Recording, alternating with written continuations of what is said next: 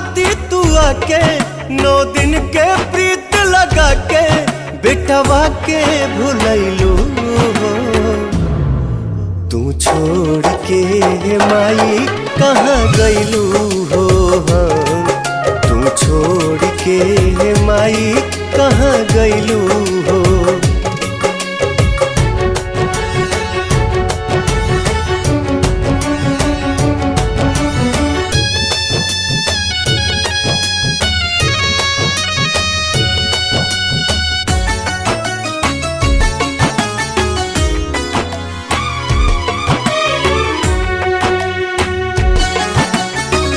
जात घरिए माई हम तनिको जन ले रही ती।